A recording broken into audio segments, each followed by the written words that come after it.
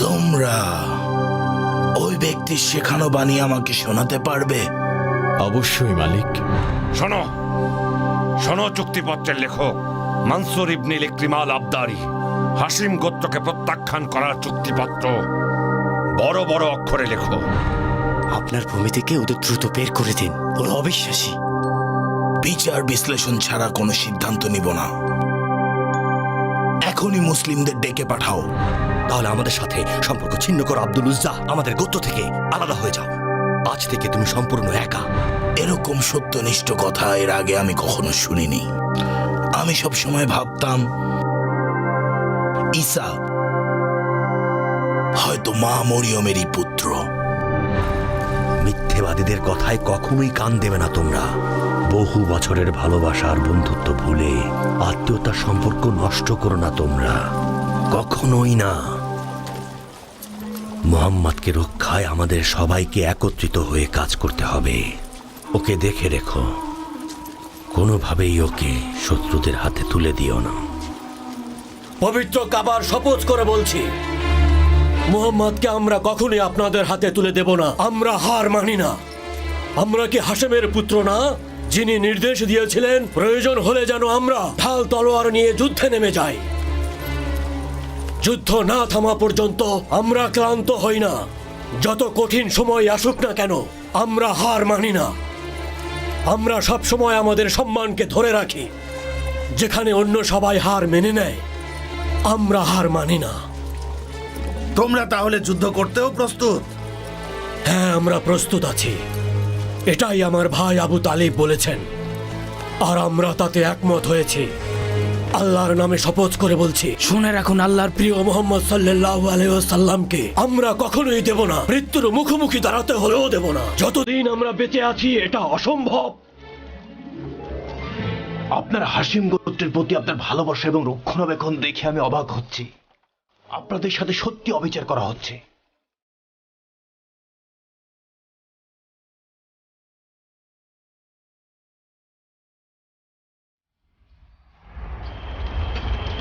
হাশিম গোত্রের কাছে যাও।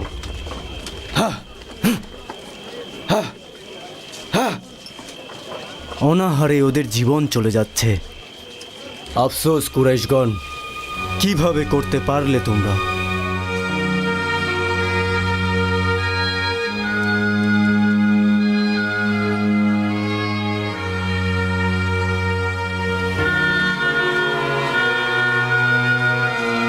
এত ভালো কাজ নিশ্চয়ই কোনো দয়ালু লোক করেছে।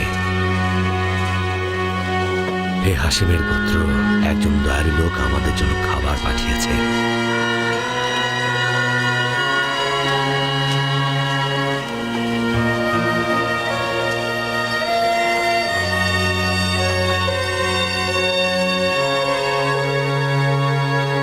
কুরাইশরা ইসলাম এবং মুসলিমদের বিরুদ্ধে ষড়যন্ত্র করছিল, যে কারণে প্রতিটি মুসলিম ক্ষতিগ্রস্ত হচ্ছিল।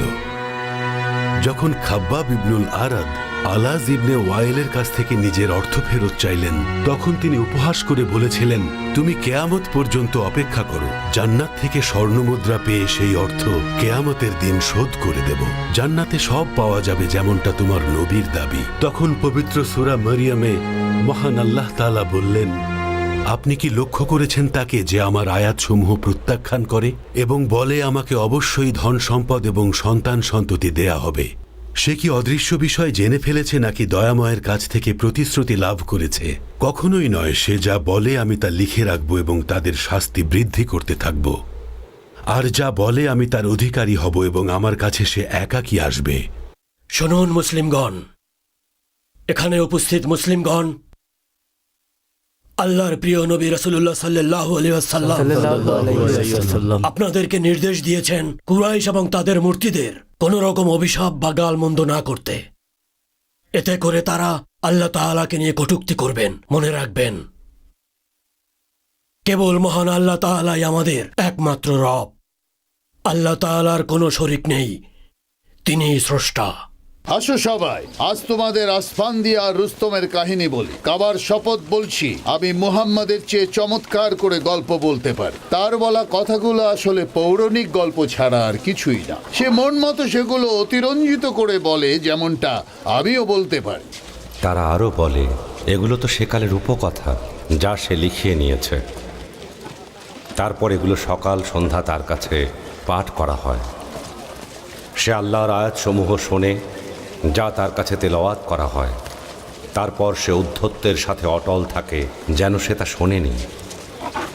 অতএব আপনি তাকে সুসংবাদ দিন যন্ত্রণাদায়ক শাস্তির।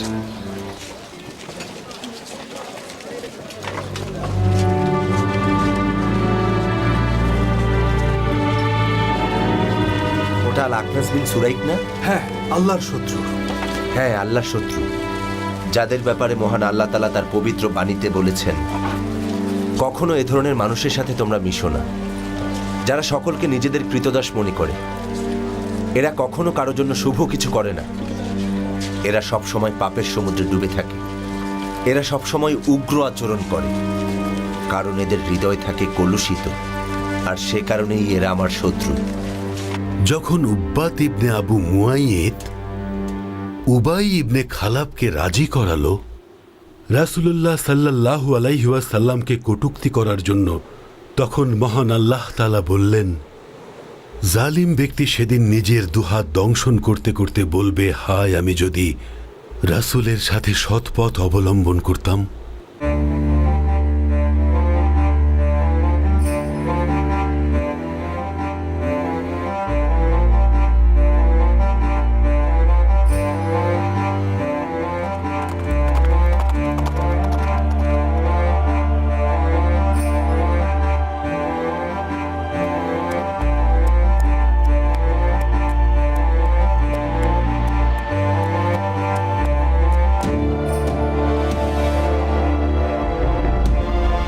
একদিন উমাইয়া ইবনে খালাব আল্লাহর রাসূলকে অনুসরণ করল এবং বলল, তোমাদের আল্লাহ কি এই মৃত হাড়ের মাঝেও পচে যাওয়ার পরও পুনরায় প্রাণদান করতে পারেন? এবং তারপর তিনি তার হাত থেকে হাড়টা রাসূলুল্লাহ সাল্লাল্লাহু আলাইহি ওয়াসাল্লামকে দিলেন। তখন আল্লাহর রাসূল বললেন, হ্যাঁ, আল্লাহ চাইলে সব পারেন, এবং তোমাদের মৃত্যুর পর আল্লাহ তাআলাই তোমাদেরকে জাহান্নামে নিক্ষেপ করবেন। আল্লাহ তাআলা চাইলে সব কিছু করতে পারেন। মহান আল্লাহ তাআলা এই সম্পর্কে বললেন, আর মানুষ আমার সম্পর্কে উপমা রচনা করে, অথচ আর সে নিজে কিভাবে সৃষ্টি হয়েছে সে কথাই ভুলে যায়। আর সে বলে, কে অস্থিতে প্রাণ সঞ্চার করবে যখন সেই হাড় পচে গলে নষ্ট হয়ে যাবে? বলুন, যিনি প্রথমবার এগুলোকে সৃষ্টি করেছেন তিনিই পুনর্জীবিত করবেন, আর তিনিই সকল সৃষ্টি সম্পর্কে সর্বজ্ঞাত।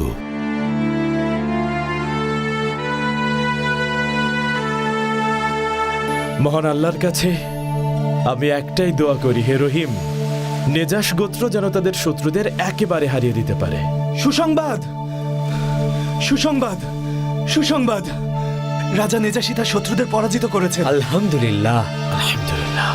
আল্লাহ তাআলা আমাদের উপরে মুখ তুলে চেয়েছেন, না হলে আমরা সবাই বড় বিপদের মুখে পড়ে যেতাম। আজকে যুদ্ধটা না জিতলে হয়তো আমাদেরকে কুরাইশরা দাস হিসাবে সবাইকে বিক্রি করে দিত। সবই আল্লাহ তাআলার ইচ্ছে। আজকের এই যুদ্ধটা জয়ের মাধ্যমে আমার মনে হচ্ছে মুসলিমদের জন্য আল্লাহ তাআলা ইশারা পাঠিয়েছেন যে তিনিই আমাদের রক্ষাকর্তা। আমরা যেন ইসলামের আরো প্রচার করি এবং আল্লাহ তাআলা সবসময় আমাদের সাথে আছেন। চলো সবাই নতুন রাজাকে শুভেচ্ছা জানাই। চলো চলো চলো।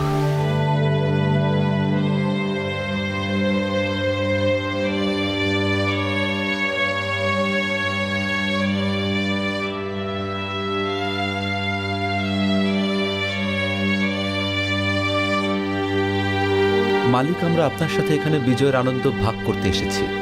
আল্লাহর রহমতে আপনার বিজয়ে আমরা সবাই খুব আনন্দিত। আল্লাহ তাআলা আমাদের সাথে আছেন। আল্লাহ তাআলার ইচ্ছেতে আপনি বিজয়ী হয়েছেন।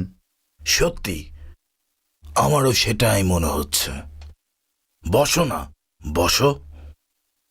তোমরা সবাই ভালো মানুষ।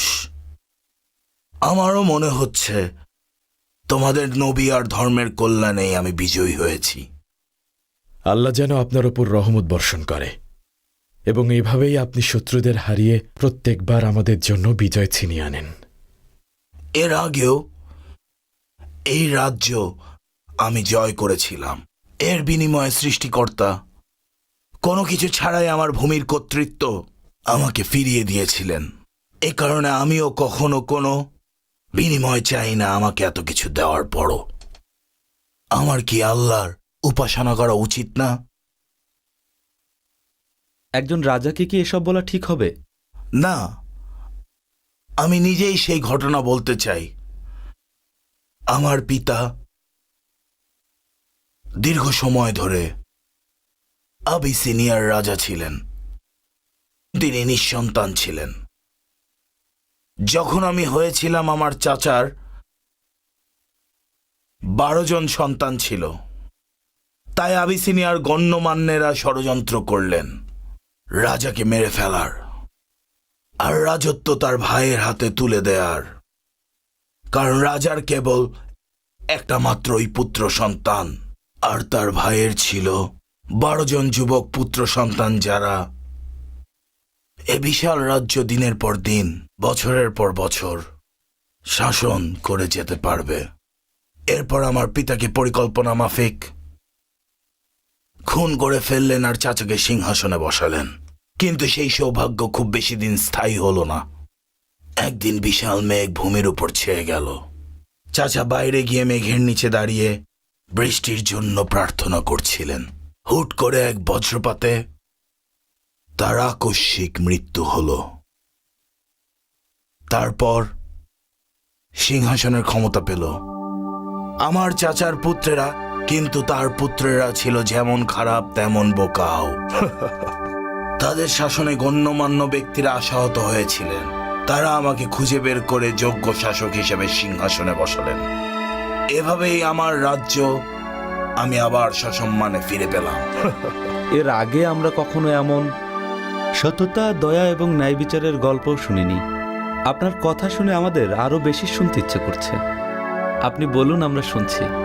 তারপর আমাকে এমন একটা যুদ্ধ করতে হয়েছিল যেটাতে আমার নিজেরই কিছু মানুষ আমার বিরুদ্ধে চলে গিয়েছিল।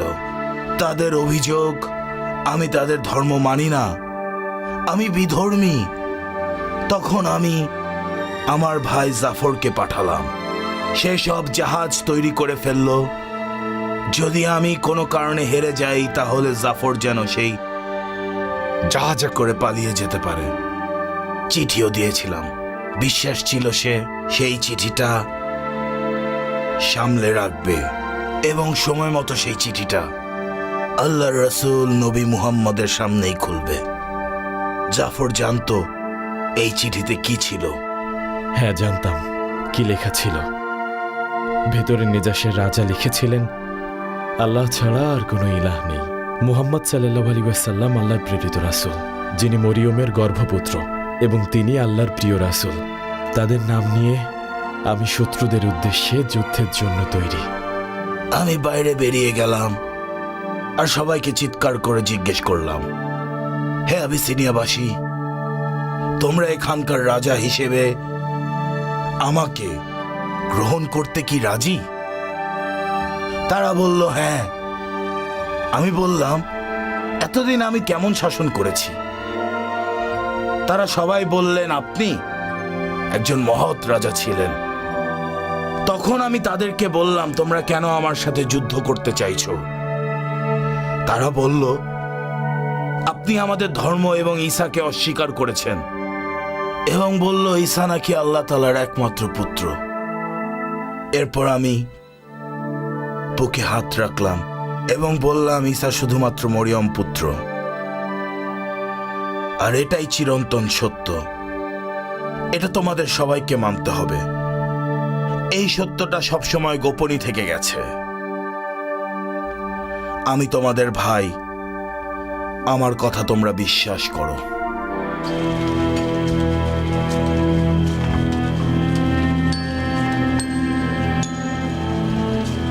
হাকিম বিন হাজাম, এ সময় আপনি উট নিয়ে কোথায় যাচ্ছেন? দেখি। আপনি হাসিম গোত্রের জন্য খাবার নিয়ে যাচ্ছেন একথা আমি মক্কার সবাইকে জানিয়ে দেব। এই গমের বস্তা আমার ফুপি খাদিজা ইবনে খুয়াইলিদের, শুধু ফেরত দিতে এসেছি। একটা গমের দানাও আপনি নিয়ে যেতে পারবেন না। তার আমানত খেয়ানত করা কি উচিত? তাহলে কন্যাদের নিয়ে অভুক্ত হয়ে সে মারা যাবে। মরলে মরুক, ওর পুরো পরিবার মরে যাক, মরুক। কি জঘন্য হৃদয়হীন মানুষ তুমি! আল্লাহর শপথ, বস্তাটা তার কাছে নিবই, তুমি যাই করো না কেন। না, পারবেন না। এর পরিণাম কিন্তু আপনার জন্য ভালো হবে না। আপনারা দুজন কেন ঝগড়া করছেন? উনি হাসিম গোত্রের জন্য এখান থেকে খাবার নিয়ে যাচ্ছিলেন। এটা সত্যি? এই খাবার আমি আমার ফুপির জন্য নিয়ে যাচ্ছিলাম। কখনো নিয়ে যেতে পারবেন না আপনি, কখনো না। হ্যাঁ, পারবেন না আপনি। চলো। শুনুন, এদিকে আসুন। আমি বলছি আপনার উটকে হাসিম গোত্রের কাছে পাঠান। আমার মনে হচ্ছে সময় চলে এসেছে। আর কতদিন চলবে এসব? যান।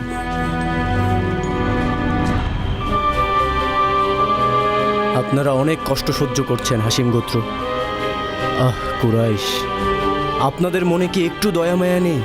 আমি আমার শেষ নিঃশ্বাস পর্যন্ত আপনাদের জন্য করব, যা কিছুই হয়ে যাক না কেন। গাছ লতাপাতা যাই পাবেন তাই আনবেন, আর শিকার করা পশু দিয়েই খাবার হয়ে যাবে। যত যাই হোক, আমরা শত্রুদের কাছে হার মানব না। রহমত বর্ষিত হোক, তোমার উপর রহমত বর্ষিত হোক হামজা। তাহলে মুহাম্মদকে তোমাদের হাতে তুলে দেব। আপনি ন্যায় কথা বলেছেন আবু তালিব। চলুন সবাই আলকাবাদে যাই। না, আমি এই পবিত্র কাবার ভেতর দাঁড়িয়ে বলছি, আমি ওকে মেনে নেব না। কখনোই আমি ওর ওপর বিশ্বাস আনবো না। তোমরা সত্যি মহৎ কাজ করেছো। আবু তালিব আর নেই, মক্কার প্রধান আবু তালিব ইবনে আব্দুল মুত্তালিব আর নেই, আবু তালিব আর নেই।